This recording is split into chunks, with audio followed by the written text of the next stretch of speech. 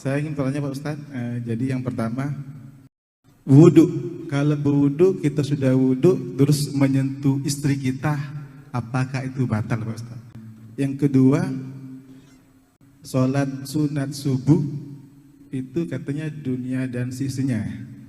Terus kalau kita sholatnya di rumah, itu sama enggak? Terima kasih. Wassalamualaikum warahmatullahi wabarakatuh. Raka'atul fajri khairum minad dunya wa ma fiha. 2 rakaat qabliyah subuh lebih baik daripada dunia seisinya. Disebut dia dengan raka'atul fajri, disebut dia dengan rakaat qabliyah subuh. Bagi yang pakai usolli sunnatas subhi raka'ataini qabliyatan. Waktunya dari azan sampai ke iqamat. Jadi kalau bangunnya itu sudah azan subuh, dia di rumah, apakah dia langsung sholat subuh atau qabliyah subuh? Qabliyah subuh dulu. Andai terbangunnya itu sudah terlambat, apakah hilang waktu qabliyah? Tidak. Andai dia di masjid, masuk ke dalam masjid, tiba-tiba iqamat. Qad qamatis salatu, qad qamatis salah. Allahu akbar, Allahu akbar, la ilaha illallah. Dia langsung sholat subuh. Setelah sholat subuh, dia qabliyah subuh. Qadha diganti qabliyah subuh.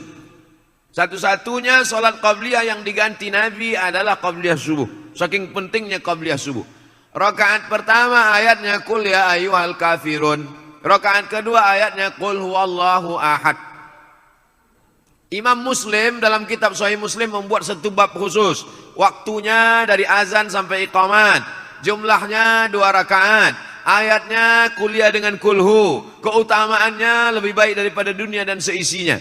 Kalau qabliyahnya saja lebih baik daripada dunia dan seisinya, apalagi sholat subuhnya. Jadi dilaksanakan di rumah hukumnya boleh. Qabliyah itu tidak hanya di masjid saja.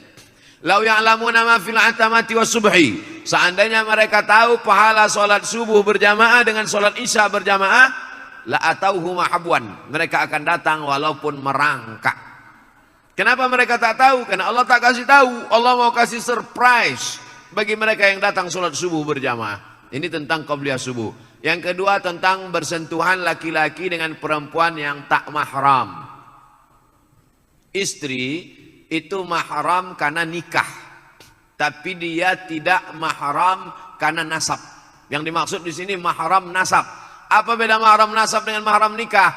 Mahram nasab tak ada syahwat, tak ada nafsu. Orang dengan anaknya, kalau ada orang bernafsu dengan anaknya, ikat biar kami bawa ke panti sakit jiwa. Jadi nanti kalau ada orang mengatakan itu kan istrimu, istrimu itu kan mahrammu, maka tak batal wudu'mu. Yang dimaksud mahram di sini bukan mahram nikah, tapi mahram nasab.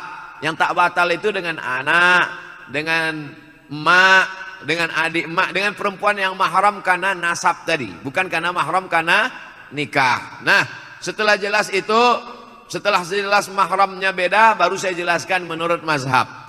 Menurut mazhab Hanafi, mazhab yang paling tua dulu, namanya Imam Abu Hanifah, mazhabnya Hanafi, tinggalnya di Kufah, Irak sekarang, meninggalnya tahun 150 Hijrah.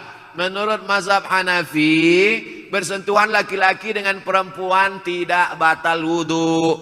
Karena makna ayat aula mastumun nisa. Kalau kamu menyentuh perempuan, makna menyentuh di situ makna menyentuh di situ jima, bukan sentuh kulit.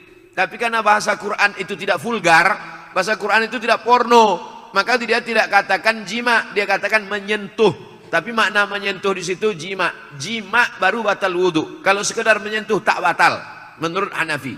Itu makanya orang India, Pakistan, Bangladesh banyak dia menyentuh-nyentuh di Masjidil Haram waktu dia tak batal karena mazhab Hanafi. Mazhab Hanafi itu yang paling banyak di dunia ini.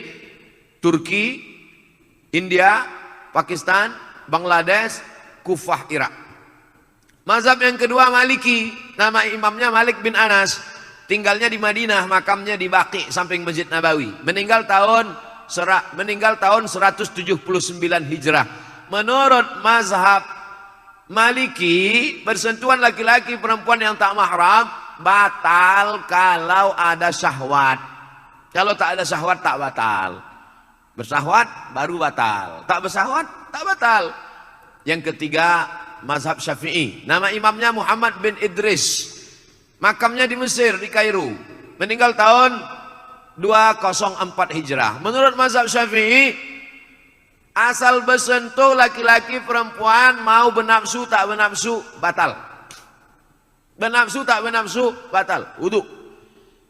Abdul Somad pilih pendapat mazhab Syafi'i. Kenapa pendapat itu yang Ustaz pilih?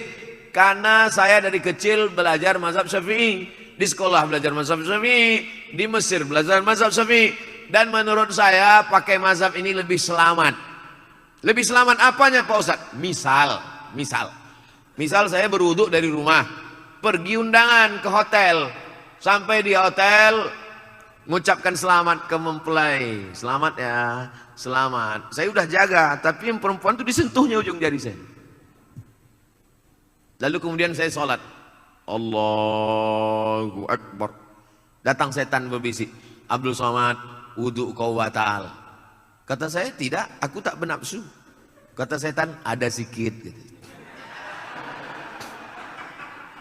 Kan berkata-kata dalam pikiran. Tapi kalau saya pergi ke toilet, saya berwudu lagi, saya ulang wudu, saya sholat, maka hilang itu semua, hilang kata-kata. Itu makanya mazhab Syafi'i itu dikatakan asyaddu ihtiyatan, tingkat kehati-hatiannya lebih tinggi. Mazhab Syafi'i itu tingkat kehati-hatiannya lebih tinggi. Di antaranya dalam masalah wudu ini. Yang kedua masalah imsak waktu subuh. Mazhab Maliki tak ada imsak. Saya tinggal di Maroko, mazhab Maliki. Maliki itu yang paling banyak, mazhab Maliki, Tunisia, Aljazair, Maroko, Mauritania, Andalusia, Irak, sebagian Mesir.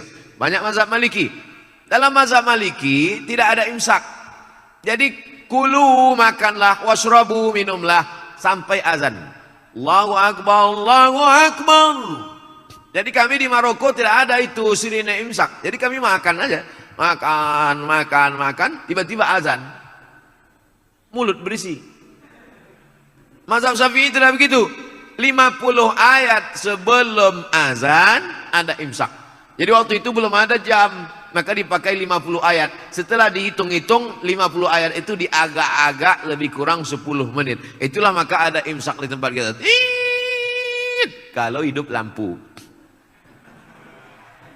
Tingkat kehati-hatiannya lebih tinggi. Setelah bersih mulut, gosok gigi, baru kemudian terdengar azan. Jadi lebih hati-hati sehingga tidak ada was-was. Demikian. Allahu a'lam. Baik, kami silakan Ibu.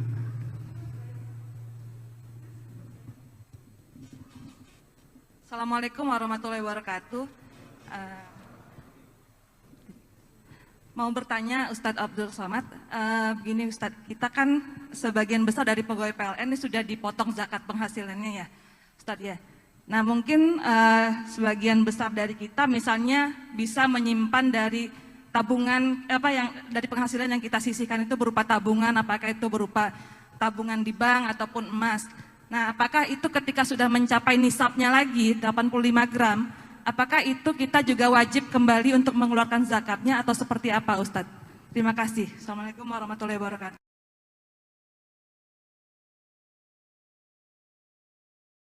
Teknis, berarti tak masuk yang tadi. Kita hitung mudah dari Januari lah ya. Januari, kita hitung mudah dari Rabiul Awal, bulan Maulid.